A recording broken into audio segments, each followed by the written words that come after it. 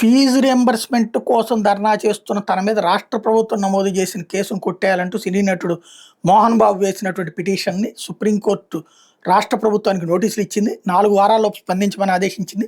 తన మీద నమోదైన కేసులను కొట్టేయడానికి నిరాకరిస్తూ ఆంధ్రప్రదేశ్ హైకోర్టు ఏడాది జనవరి 2న ఇచ్చిన తీర్పుని వ్యతిరేకిస్తూ ఆయన దాఖలు చేసిన స్పెషల్ లీవ్ పిటిషన్ మీద బుధవారం విచారణ చేపట్టిన జస్టిస్ బేలా ఎం త్రివేది, జస్టిస్ సతీష్ చంద్ర శర్మలతో కూడిన ధర్మాసనం ఈ ఉత్తర్వులు జారీ చేసింది.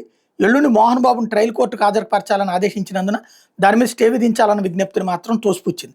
ఫీజు రియంబర్స్మెంట్ కోసం మోహన్ బాబు 2019 మార్చి 22న తన విద్యాసంస్థ సిబ్బంది విద్యార్థులతో కలిసి తిరుపతి మదనపల్లి రోడ్డు మీద ర్యాలీ నిర్వహించి ట్రాఫిక్ ఇబ్బంది కలిగించడంతో పాటు అప్పట్లో అమల్లో ఉన్న ఎన్నికల ప్రవర్తన నియమాలను ఉల్లంఘించినందుకు పోలీసులు కేసు నమోదు చేశారు.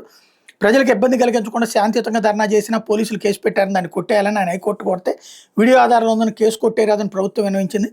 వాదనలైన హైకోర్టు నిజానిజాలు ట్రయల్ కోర్టులో విచారణ ద్వారా తేలాలంటూ మోహన్ బాబు క్వాష్ పిటిషన్ కొట్టేసింది. దాంతో ఇప్పుడు మోహన్ బాబు కోర్టుకు అటెండ్ కావాల్సి ఉంటుంది.